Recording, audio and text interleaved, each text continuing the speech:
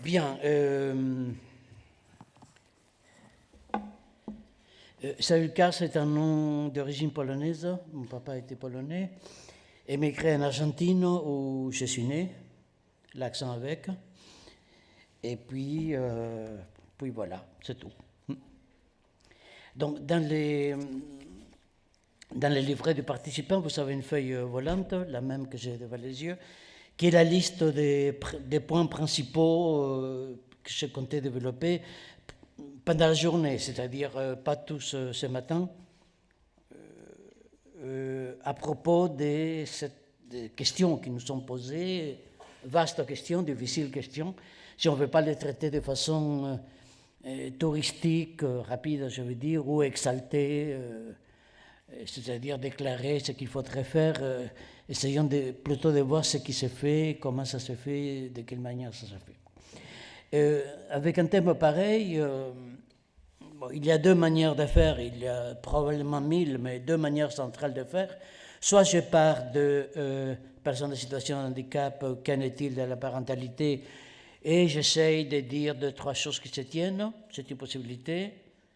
Je préfère une autre, celle que je vais développer effectivement, c'est-à-dire partir du fait que nous avons tous une certaine idée, une idée certaine même, de ce que handicap, de ce que parentalité veut dire, mais ça serait utile de se mettre d'accord sur ce qu'on entend par personne en situation de handicap, ce qu'on entend par parentalité, pour pouvoir ensuite éventuellement apporter quelques éléments à quel besoin, quel accompagnement. C'est les sous-titres de cette journée, mais pour ça, il faudrait savoir un peu, se mettre d'accord en tout cas sur que veut dire, qu'est-ce qu'on peut dire, qu'est-ce qu'on peut appeler handicap, personne en situation de handicap, et parentalité. Donc c'est les deux points, si vous avez la feuille devant les yeux, et les deux termes sur lesquels je comptais partir dans je ne sais pas dans combien de temps, Sophie. Oui. Vous me prenez un grand délit d'avoir éteint mon micro. Oui, vous avez 1 heure. Après, si vous nous faites gagner quelques minutes, on sera content vu qu'on a commencé en retard. Mais en théorie, vous avez 1 heure. Oui. Non, mais si vous en voulez moins, ça me va. Hein. Si non, justement. Ma revendication syndicale, c'est toujours plus. Hein, oui. Non, c'est... Bon, donc quelques mots sur le premier... C'est mon premier nom de la journée. 10 heures, oui, c'est ça. Bon.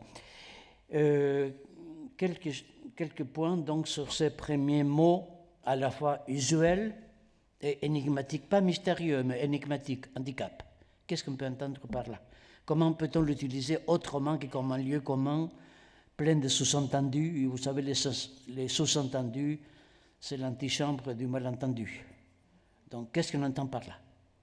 Donc là, j'ai quelques idées à vous proposer, c'est marqué dans mon sous-titre, quelques idées à vous proposer, toutes discutables. Si quelqu'un me disait ce que vous racontez est très discutable, sachez que c'est le meilleur des compliments.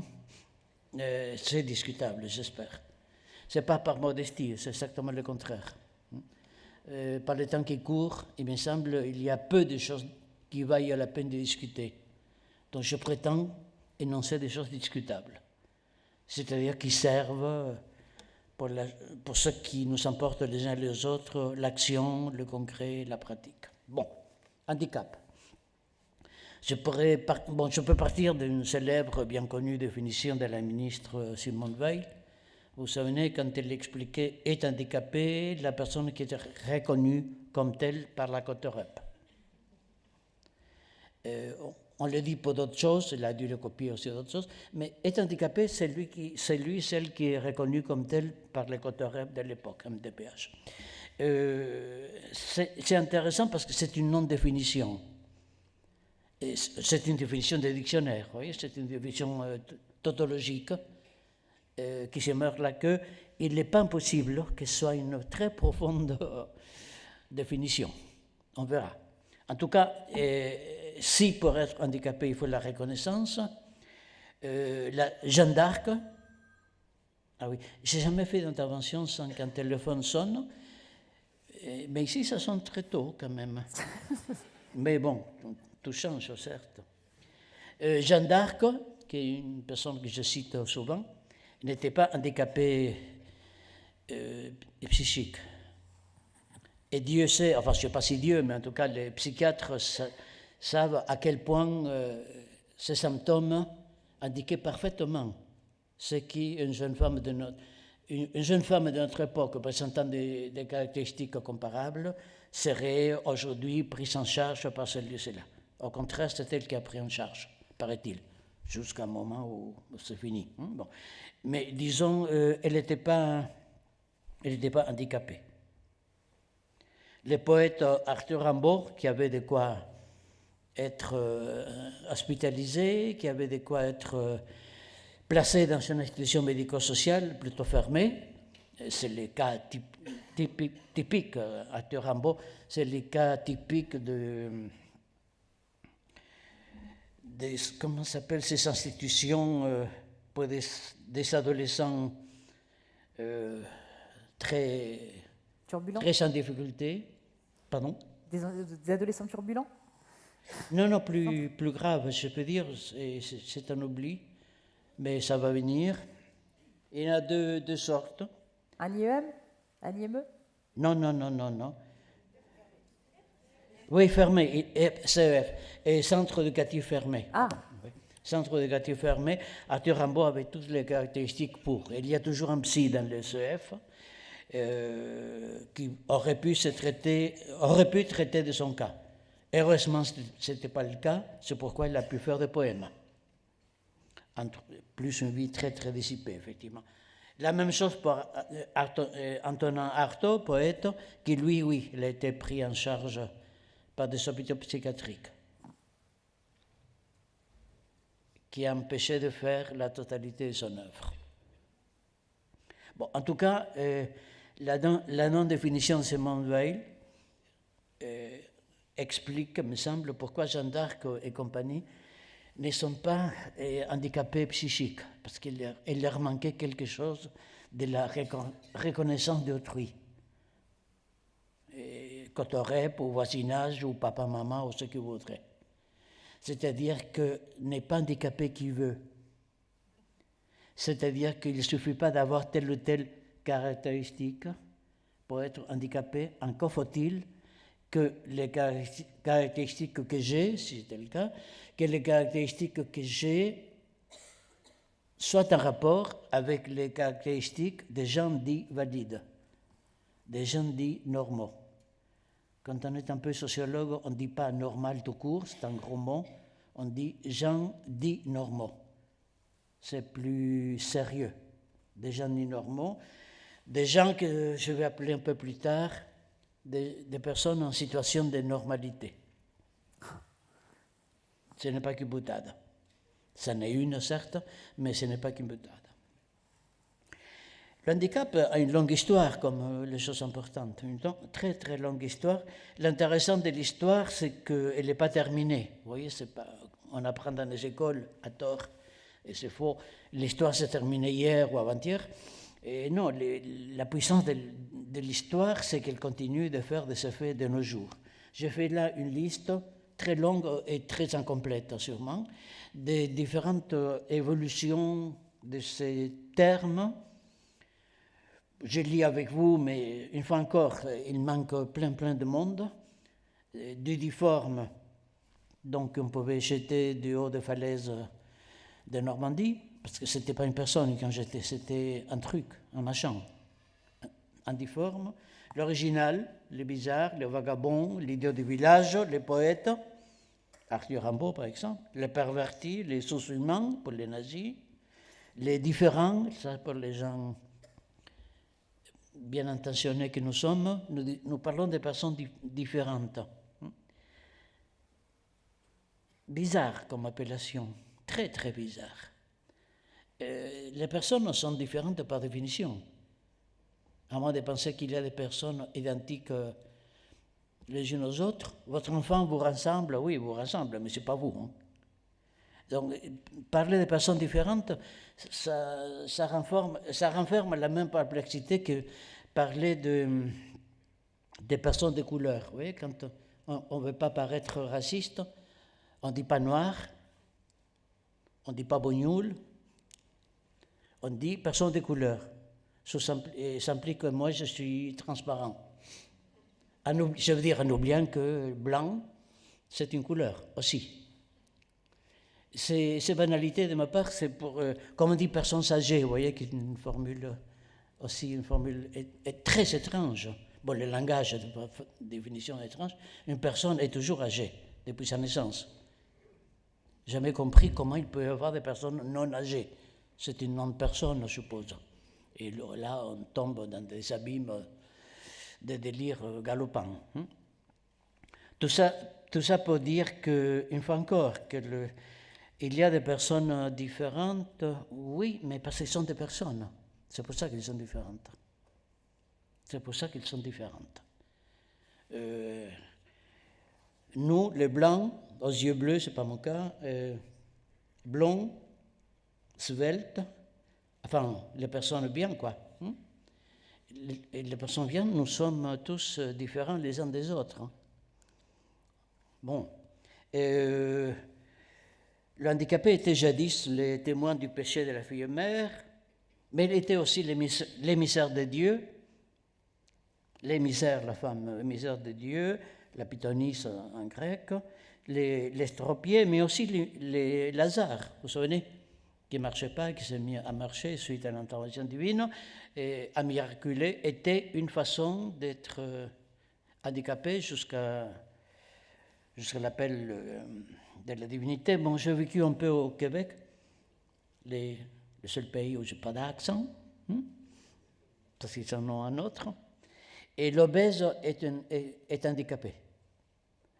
Et pour des raisons diverses, bon, culturellement, socialement diminué, l'alcoolique. Après, il y a eu 19e, 20e siècle, l'handicapé. Et jusqu'ici, je ne suis pas parlé handicapé, sauf idiotie des langages, disons, mais jusqu'ici, il y avait des formes originales, l'idiot, l'obèse et autres, pas d'handicapé. L'handicapé apparaît à un moment donné. Ce n'est pas de la provocation de ma part de dire qu'au Moyen-Âge, il n'y a pas d'handicapé.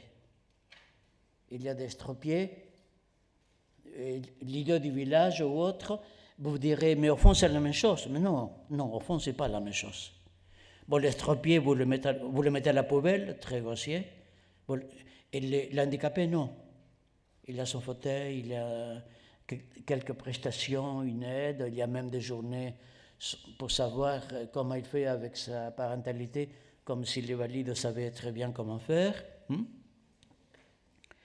L'handicapé apparaît à un moment donné, une conjonction d'idéologie médicale, d'humanisme, d'attention prêtée à autrui. On se rend compte, l'humanité est un peu lente parfois, on se rend compte qu'ils sont des personnes. Oui. Ce qui n'était pas évident jusque-là, plutôt la lie de la terre. Il y a des handicapés. Aujourd'hui, il y a de moins en moins de handicapés. Il y a de plus en plus de personnes handicapées. Ce n'est pas la même chose. Quand vous changez les mots, vous changez l'objet désigné, le sens désigné. Et un handicapé, c'est une personne qui est prise entièrement dans son handicap. Une personne handicapée, c'est un handicapé avec des droits, des devoirs, des caractéristiques et autres. Une personne en situation de handicap, c'est encore autre chose. En situation de handicap, c'est-à-dire ses caractéristiques physiques, psychiques ou autres sont minorées ou augmentées selon les conditions. S'il n'y avait pas ici de rampe ou d'accès facilité, s'il n'y avait que des escaliers, la personne en situation d'handicap serait vraiment handicapée. Je veux dire que dans la formule personne en situation de handicap, il y a la situation qui compte, presque autant, je peux dire, que la personne concernée. Et je parle je parle un peu vite, je parle mal et je parle vite, deux caractéristiques que j'ai oublié de signaler au départ. Et dans ma liste, les plus importants sont les points de suspension à la toute fin. C'est-à-dire l'histoire, je me suis limité à parcourir de très loin. L'histoire que je vous ai racontée est inachevée, probablement inachevable. Il n'est pas certain que les personnes en situation de handicap aujourd'hui, 2018, continuent de l'être d'ici 30, 40 ou 50 ans. il se peut qu'il soit autre chose. Il se peut que l'appellation change. Vous direz une fois encore, bon, d'accord, c'est une question d'étiquette. Et non, l'étiquette change, l'objet désigné change. Et le difforme n'est pas traité ni traitable, ne se considère pas lui-même comme une personne en situation de handicap. Ce n'est pas la même chose. Changer l'appellation, j'insiste, vous changez l'objet désigné. Donc, il me semblait utile d'essayer de localiser les deux conditions, sûrement il y a d'autres, deux conditions pour qu'il y ait handicap. Qu'est-ce qu'il faut pour qu'il y ait handicap? Conditions nécessaires, conditions suffisantes. Condition nécessaire pour le handicap, c'est qu'il y ait des caractéristiques, certaines caractéristiques, ou des caractéristiques psychiques, sensorielles, psychiques d'un ou de plusieurs sujets. Caractéristiques. J'avoue, je tiens beaucoup à ces mots. Je ne parle pas de déformité, pas par pudeur, pour d'autres raisons plus importantes que la pudeur. Ce ne sont pas des manques, ce ne sont pas des déficiences, ce ne sont pas des choses qui manquent ou des choses qui en ont de trop, ce sont des caractéristiques. Et le mot est suffisamment, on va dire, ça va aller vite, neutre. Le mot est suffisamment neutre pour qu'on entende que c'est une caractéristique. Je suis brun, c'est une caractéristique, je pense. Telle femme est blonde. Bon, en français de France, c'est autre chose, mais dire qu'elle est blonde, c'est pas une tare, malgré la renommée. Jamais très bien compris pourquoi d'ailleurs. Mais elle est blonde, c'est pas une tare, c'est une caractéristique. Ni plus ni moins. C'est une caractéristique. Je connais personne, moi, en commençant par moi, je connaissais personne sans caractéristique.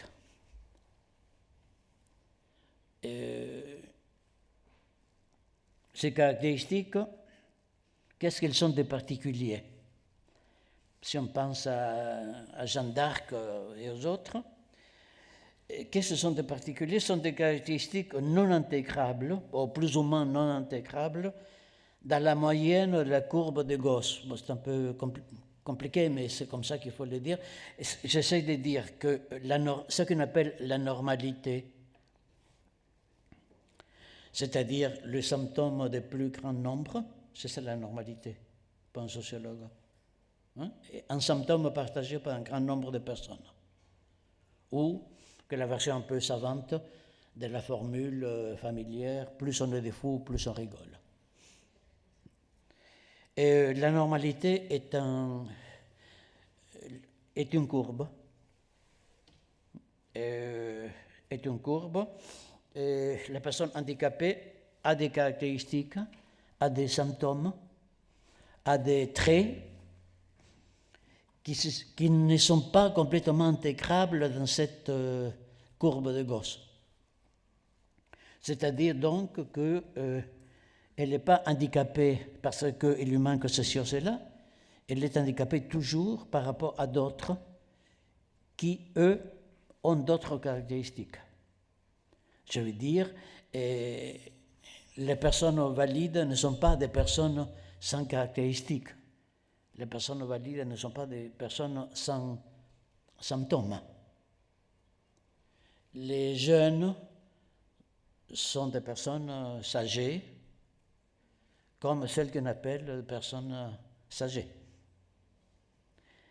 J'essaie de diluer, on peut dire, essayer de diluer un peu l'idée qu'il y aurait des personnes valides par définition. Non. Ils sont valides dans une société donnée, à un moment donné, avec des caractéristiques données. Pour qu'il y ait un handicap, donc, il faut qu'il y ait certaines caractéristiques, lesquelles ne sont pas les mêmes au travers de l'histoire humaine, et dans chacune des sociétés, selon les couches sociales, probablement non plus. Il faut des caractéristiques, mais il faut aussi de conditions suffisantes maintenant, il faut l'intervention d'idéologies sociales, de savoirs scientifiques, d'appareillage des pouvoirs, c'est-à-dire Sans l'APF, pour donner cet exemple immédiat, l'APF fait partie des appareillages de pouvoir, ou de gestion en tout cas, et l'APF fait partie des appareillages de pouvoir qui s'occupent des personnes en situation de handicap, mais les personnes en situation de handicap sont la raison d'être des structures comme l'APF ou plus encore des secrétariats ou d'État, des ministères de ceci ou cela.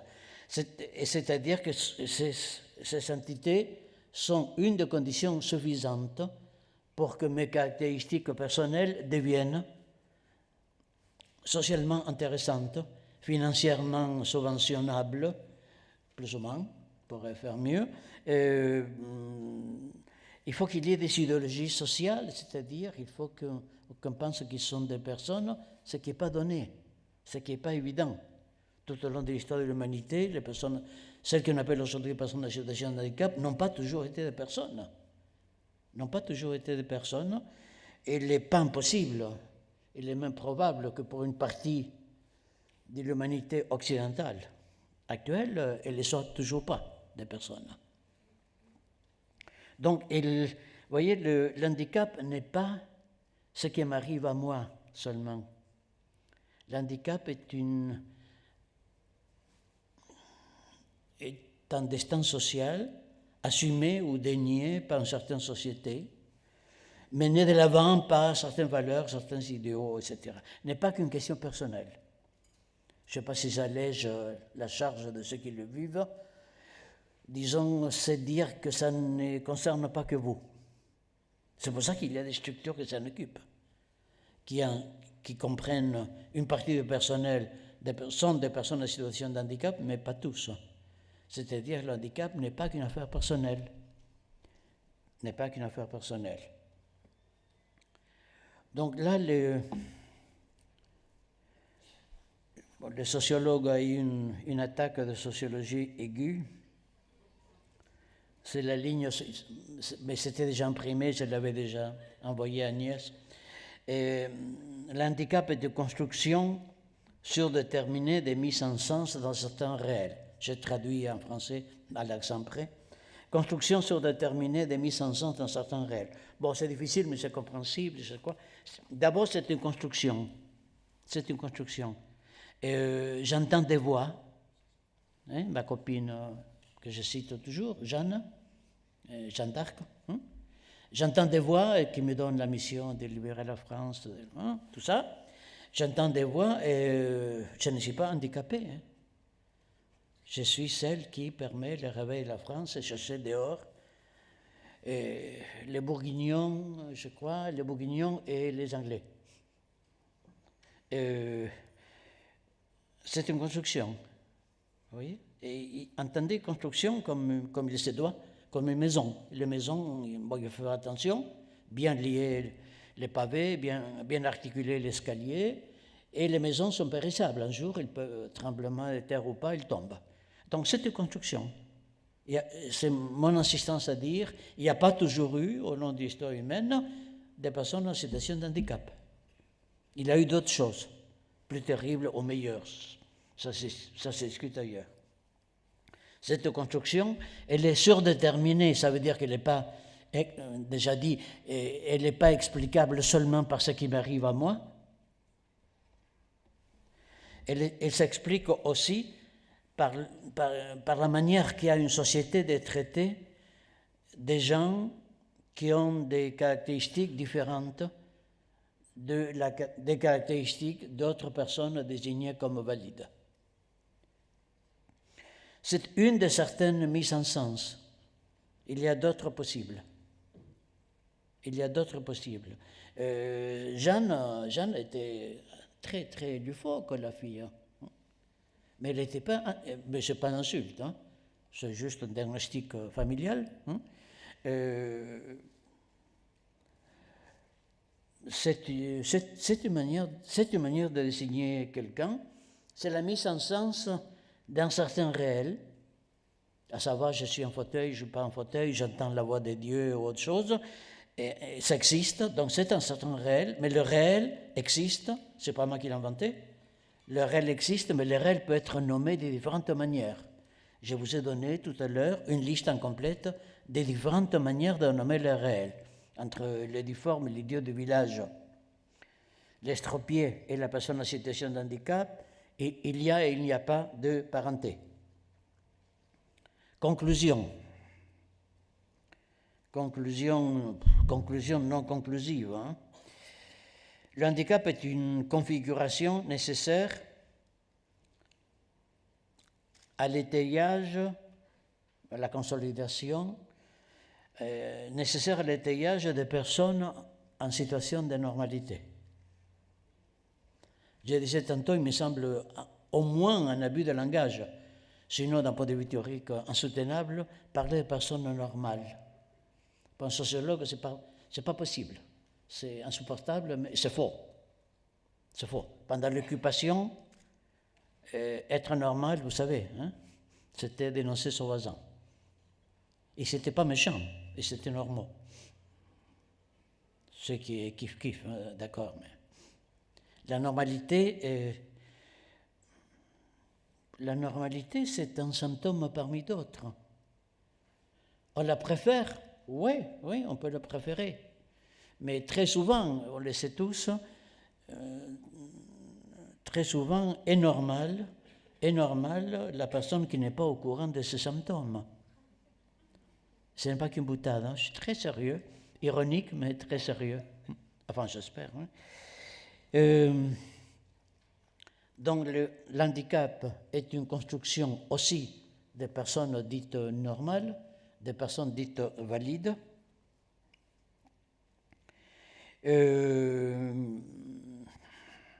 Nécessaire, j'ai besoin d'handicapés pour penser que pour être sûr que je ne les suis pas.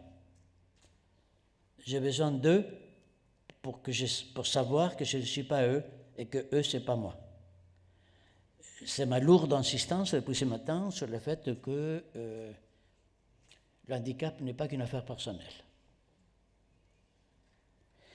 Qu'il y ait handicap, c'est aussi un désaveu tenace des préceptes hygiénistes et sécuritaires, c'est-à-dire ça vient mettre en question certains idéaux très américains, disons. Dans la France, on n'est pas exempt d'ailleurs, du tout. Ça met en question l'idée que sans eux, on serait tous très beaux, très bien. On ne ferait pas de cauchemars, on ne ferait pas d'actes manqués, on ne s'angoisserait pas pour rien, ou pour tout, ça dépend, parce que la voiture ne vient pas nous chercher pour aller à la conférence, ou d'autres, qu'on ne ferait pas de cauchemars. Sans ces personnes-là, on vivrait au paradis. C'est une des raisons pour lesquelles, jadis, j'étais par des falaises normandes ou autres, c'est-à-dire l'existence des personnes en situation de handicap vient dire que évidemment, le handicap, ça ne va pas de soi, pour ceux qui le vivent, la normalité non plus. La normalité n'est pas donnée.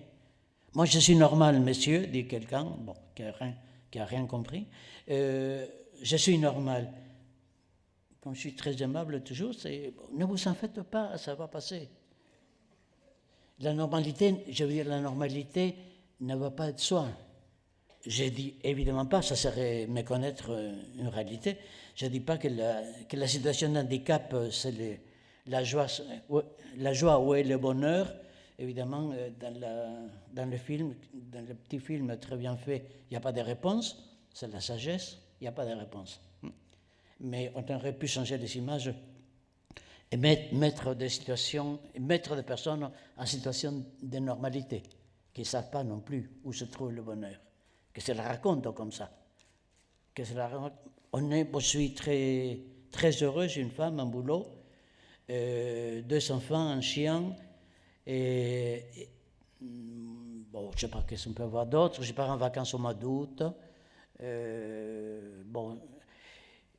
êtes à la moitié du temps, hein. Donc si c'est... Pardon? Si vous êtes à la moitié du temps, juste. Hein? Pour information. Ouais, bon. C'est juste que si vous voulez avoir autant de temps pour la définition de la parentalité... Bon, c'est pas pour moi, c'est pour vous, Sophie. Oui, d'accord, oui. Oui, effectivement, vous avez raison, c'est une mauvaise nouvelle, là, vous avez donné un début. Et oui, je vous ai prévenu. Oui. J'ai été sympa, j'ai été honnête. Oui, c'est assez honnête, oui. Bon, tout ça pour dire que, pour rappeler qu'il existe des personnes en situation de handicap, rappelle que la normalité n'est pas un don du ciel, mais qu'on n'est pas normal sans renoncement, sans frustration diverses, chacune sait de quoi je parle, ce n'est pas la peine de faire un tour des tables, disons, là-dessus, que la normalité n'est pas une donnée, c'est conquis. C'est conquis comme le métro à Paris, l'aspect des gens, 7h30, 8h du matin, l'aspect des gens, le même. Si on prend le même wagon, c'est à peu près le même genre. L'aspect des gens à 7h30, 8h du soir. C'est ça le normal. Être normal, c'est ça. La fatigue d'être normal, c'est un roman. Bien. Les pressions amicales de Sophie étant ce qu'elles sont. Donc voilà, c'est quelques idées sur le handicap. Disons pas très orthodoxes, mais éventuellement, ça peut servir. La parentalité, c'est encore pire. C'est encore pire. D'abord, parentalité, éducation des enfants, famille. Vous savez, parentalité, c'est un peu comme handicap, effectivement, plus récent, effectivement, mais c'est 1957. 55 en anglais, 57, il fallait traverser l'océan en français. C'est un terme très, très récent, ce qui est très bizarre en même temps, parce que si parentalité voulait dire s'occuper d'enfants et avoir envie de faire des enfants et s'en occuper, l'humanité était au courant depuis belle lurette, qu'il faut s'occuper des enfants, était au courant que s'occuper des enfants ne va pas de soi, que ça ne va pas sans problème de différentes sortes. Donc si on a inventé ce terme de parentalité, ou si on a généralisé plutôt,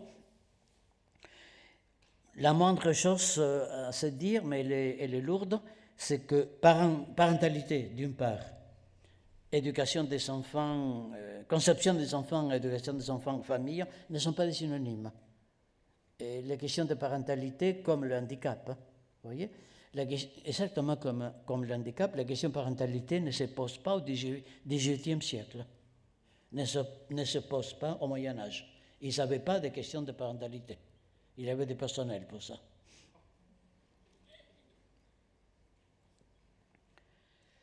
Donc, la question, j'avais pensé, j'avais rêvé d'avoir du temps pour développer cette idée de que peut vouloir dire parentalité. Si on sort un peu de lieu commun, utile, certes, mais pas plus que ça, s'occuper des enfants, exercer, être père, être mère, ouais, pas oui, sincère, ouais. Hein? Quand on est poli, on dit ouais. Hein? Mais être père, être mère, oui, sont des phrases à prononcer très vite pour ne pas tomber sur un philosophe qui vous demande « Mais de quoi vous parlez ?» C'est votre père? Non. Quelques balises qui vont nous servir aussi pour le handicap. S'occuper d'enfants n'est pas aujourd'hui une tâche aisée. Ça se dit, ça se vit surtout, chacun de nous. Il n'y a pas d'âge facile. Comme on dit souvent, je le disais ailleurs, on dit souvent, là il passe, je ne sais pas, il y a papa, maman et l'ado, quelque part dans la même pièce, l'ado jouant avec sa petite machine infernale, maman qui dit à l'ado, papa veut te parler, et ado qui répond, il a mon numéro, il a qu'à me téléphoner, à 10 pas. À mon époque, ce n'était pas comme ça, on dit. C'est très répandu. Avant, ce n'était pas comme ça. À mon époque, ce n'était pas comme ça, ce qui est absolument vrai. Parce qu'il n'y avait pas de téléphone portable quand j'étais enfant. Donc, c'est pour ça que ce n'était pas la même chose. Il y avait d'autres choses. À mon époque, les enfants ne répondaient pas aux parents. soit ce monsieur ou cette dame a la mémoire courte, soit, ce qui revient au même, développer toute une représentation très idéalisée de sa petite enfance. Avant, on obéissait. Si vous avez la chance d'avoir vos parents en vie, demandez-leur. Bon, ça dépend. Si maman veut vous donner une image réconfortante, va vous dire, vous étiez un ange, etc., etc. Papa va être un peu plus, ou vice-versa, papa va être un peu plus réservé. Et un ange, oui, mais un peu rouge comme ange, un peu démoniaque. Qu'est-ce que je veux dire par là? Je veux dire par là que s'occuper des enfants n'est pas une tâche aisée, aujourd'hui non plus. Ça n'a jamais été. Ça n'a jamais été. Premier point. Ça n'a jamais été, à moins, je vous dis, d'idéaliser à outrance un passé qui n'a jamais existé.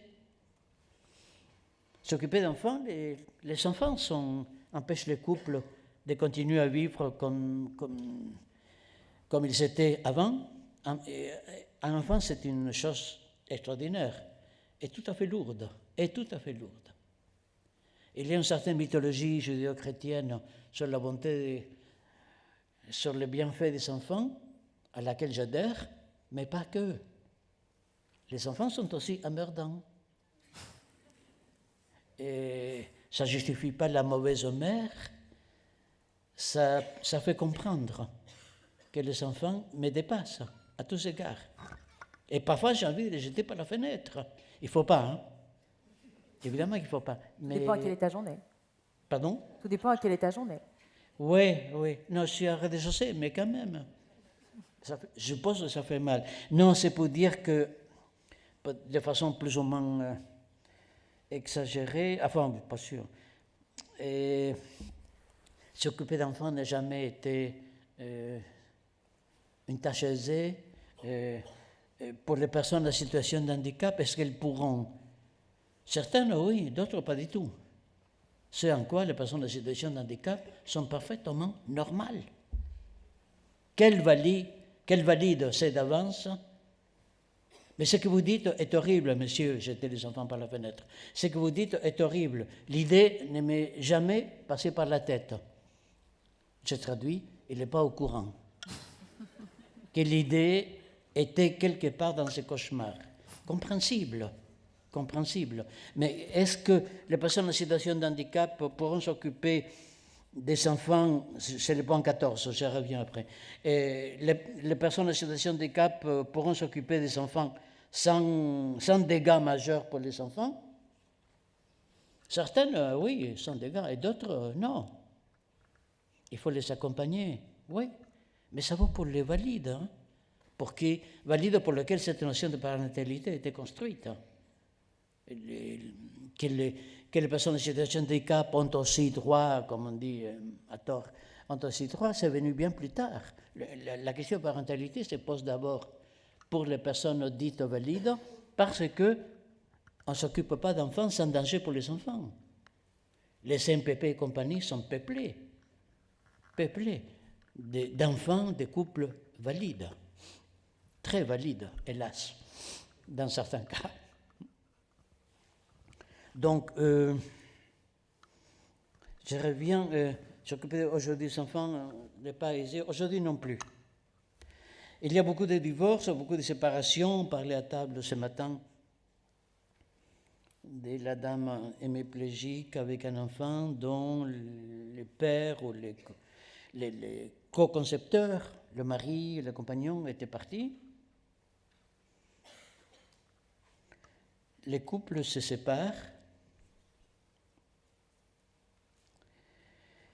Certains divorcent, d'autres couples ne se séparent pas, mais ils ne sont pas ensemble pour autant.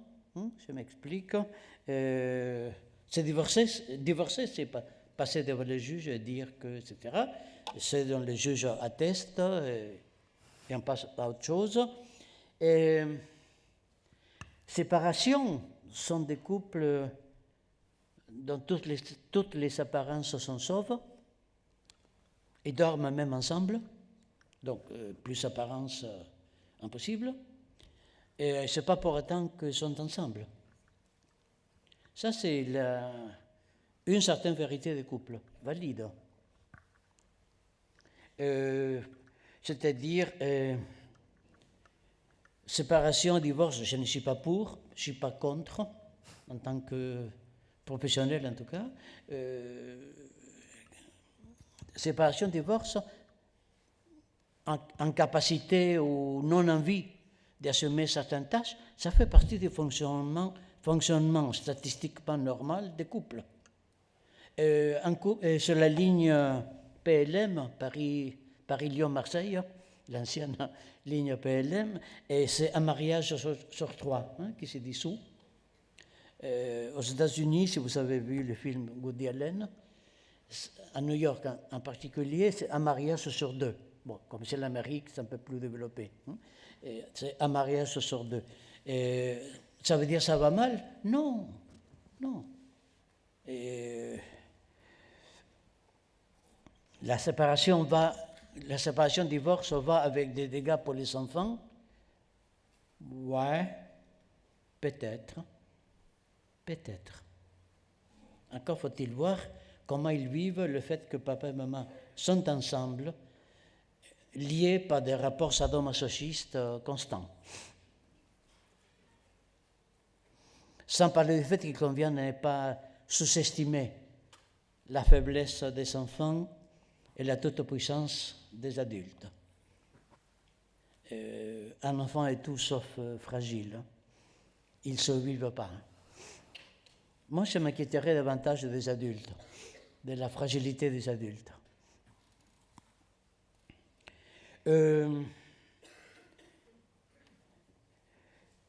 Qu'une séparation suppose de la souffrance, oui, mais bon, je manque de statistiques là-dessus, bien sûr, mais pas automatiquement. Certaines vies conjugales sont, pour l'un des deux ou pour les deux conjoints, certaines vies conjugales sont source de souffrance ininterrompue. Je ne suis pas en train de défendre le divorce, je suis en train de dire qu'on se raconte beaucoup de salades, beaucoup d'histoires, beaucoup de représentations à l'égard de ces situations. Il y a une certaine banalité des divorces, de la séparation. Nous croyons, pourquoi pas, c'est mignon même, nous croyons à l'éternité de l'amour. Bon, ça nous fait candidat pour le feu de l'amour, feuilleton de l'été, mais parfois ça marche très bien, et parfois non. Ce sont les choses humaines, ça, périssables. Donc, bon, je ne fais pas l'exaltation, fais pas l'exaltation du divorce, de la séparation. Je dis que c'est statistiquement normal. 15 minutes. Ça ne marque le chèque de rien, sauf de l'idée, mais ça se soigne. Ça marque la fin de l'illusion de l'éternité.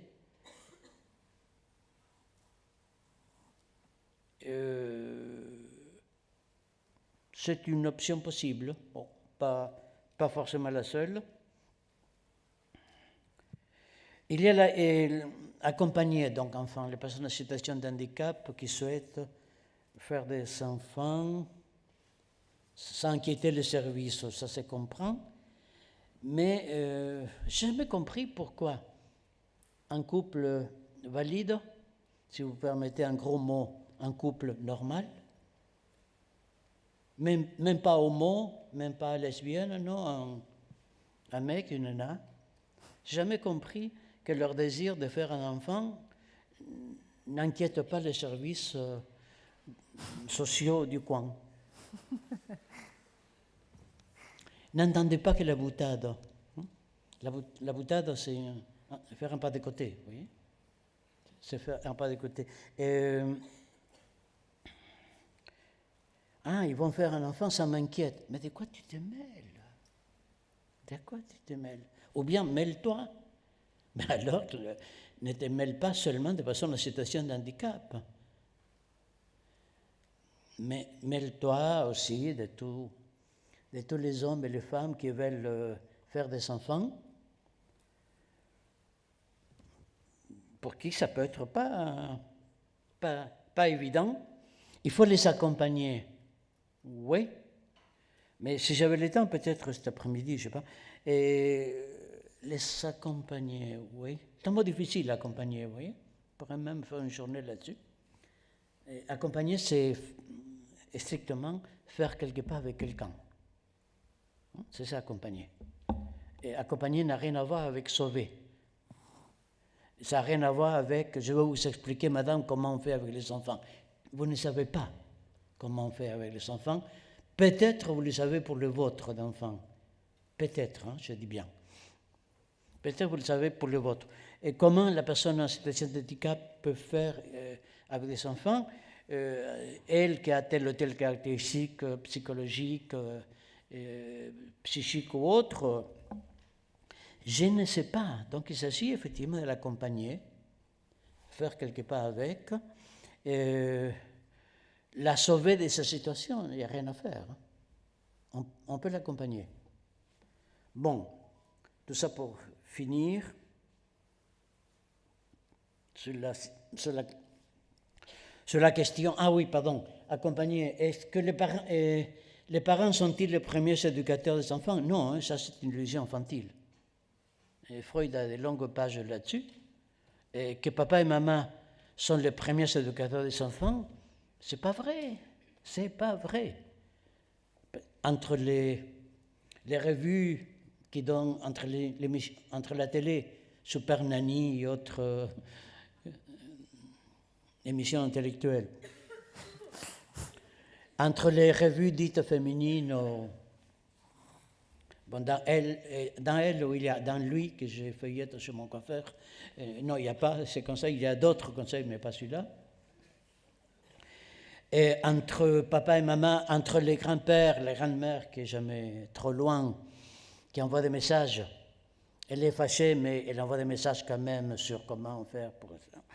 Entre les champs sociaux qui viennent chez nous, mis à disposition, mais ils viennent s'en prévenir. Entre les services qui s'occupent... Bon, et les parents ne sont jamais, je parle de nous, au cas où quelqu'un venait d'arriver, les parents ne sont jamais les premiers, ni même les seuls éducateurs des enfants. À moins que l'enfant, depuis sa naissance, soit dans son placard et on lui jette sa pitance par la porte, ce qui heureusement c'est rarement le cas, et les parents normaux, guillemets, les parents normaux ne sont jamais les seuls éducateurs des enfants. Il y a l'école, il y a la télé, il y a le voisinage, il y a les petits copains, les petites copines, il y a la crèche, il y a les journaux, il y a les préjugés, il y a les avancées. Autrement dit, nous sommes, en tant que parents, nous sommes dépositaires agréés des enfants. On peut dire, c'est mon enfant, c'est joli, je trouve ça attendrissant même. Mon enfant, c'est moi qui l'ai fait. Et biologiquement, oui, pour le reste, madame, désolé, mais pas entièrement, non. Pas entièrement. L'enfant est fait aussi par mille autres choses. Mais c'est mon enfant. Mais non. Mais non. Je raconte toujours cette anecdote sérieuse. Les gendarmes convoquent madame parce que son adolescent d'enfant a voulu encore piquer une autoradio. Bon, je retarde dans mes métaphores parce qu'aujourd'hui on ne pique plus d'autoradio, ils sont soudés. Hein? Donc il faut piquer la voiture tout entière. C'est une incitation au vol. C'est plus compliqué. Et le permis. Pardon? C'est plus compliqué, il faut le permis. Ou alors en plus on est attrapé pour défaut de permis. Bon, il faut courir, il court vite en général. Bon, les gendarmes donc la convoquent pour qu'il est mineur, le gars. Bon, la convoque pour dire, madame, votre enfant, madame, elle dit que c'est pas possible, son enfant ne vole pas. On l'a élevé comme ça, etc. En quoi la maman a tout à fait raison. Son enfant, non. Mais les gendarmes aussi ont raison. Ils ne parlent pas de l'enfant, ils parlent de quelqu'un qui a voulu voler quelque chose. Bon, les parents ne sont pas les seuls éducateurs des enfants. Ça peut aider beaucoup à calmer le rapport charitable aux personnes en situation de handicap. Vous ne savez pas très bien comment faire avec les enfants, personne n'en sait. Vous savez, j'en ai eu 3 même, c'est mieux. J'en ai eu 3, et avec les 2 premiers, je me suis fait la main, et là, avec le 3e, ça va très bien. S'il ne rentre pas dans les détails, le récit tient. Le 3e, ça va très bien. Bon, pas sûr. Pas sûr. Conclusion.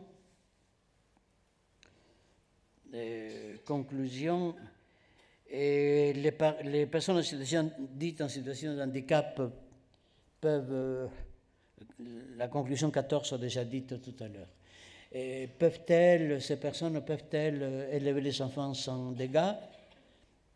Pas sûr, pour des raisons diverses, et qui ne tiennent pas forcément à leurs caractéristiques, qui ne tiennent pas forcément à ça. Pas sûr qu'ils puissent l'élever sans dégâts, ce qui est typique de toute maman et tout papa. C'est pour ça qu'elles sont normales, les personnes dites en situation de handicap. Point de suspension, faites avec ce que vous pouvez. Ce que vous pouvez, parce que ça suppose de réviser pas mal de notions, vous voyez, pas mal d'évidence. Il ne faut pas nier, ce n'est pas certain qu'ils puissent élever les enfants sans dégâts divers, y compris laisser tomber les bébés. Comme toute mère, tout père, à moins d'imaginer à tort que c'est exclusif des personnes en situation de handicap. Merci de votre patience. Non, merci. Et alors en plus, vous avez abordé la question de l'accompagnement qui sera effectivement un des débats du jour. Vous y reviendrez effectivement, vous aurez de nouveau la parole à plusieurs reprises dans la journée et pour notamment débattre de cette définition de l'accompagnement. Après, quand on a préparé cette journée, vous m'avez dit quelque chose que j'avais trouvé, parmi les choses que vous m'avez dites, une en particulier m'avait semblé particulièrement forte. Non, c'était dans ce regard porté sur les personnes en situation de handicap, vous me disiez, et je veux bien que vous nous expliquiez un petit peu ce que vous voulez dire par là, c'est que vous expliquez que le handicap était aussi proportionnel à la pitié qu'on portait sur la personne concernée. Oui. Bon, c'est un peu étayé par ce que j'essayais de raconter, par moments un peu trop rapide, je trouvais. Le débit un peu trop rapide. Et non, la question du handicap est importante parce que quand les personnes dites valides s'occupent un titre ou un autre des personnes en situation de handicap, quand les personnes dites valides, bon, ça fait des phrases un peu longues, quand les personnes en situation de normalité s'occupent des personnes en situation d'handicap, elles s'occupent aussi d'elles-mêmes, de la confirmation que moi je suis normal, du fait que je ne peux pas m'occuper d'autrui, en tout dévouement, tout en sincérité, je ne peux pas m'occuper d'autrui sans m'occuper un peu de moi-même. Donc, on reviendra après, effectivement, et donc l'accompagner est nécessaire. Accompagner, c'est lui qui me permet de l'accompagner. Hein. Oui, l'accompagner est nécessaire à l'accompagnant. Merci. Je vous invite à... Ce sont des phrases codées. Oui, mais je pense que les personnes ici présentes ont largement de quoi décoder vos phrases. Merci, je vous invite à regagner la salle.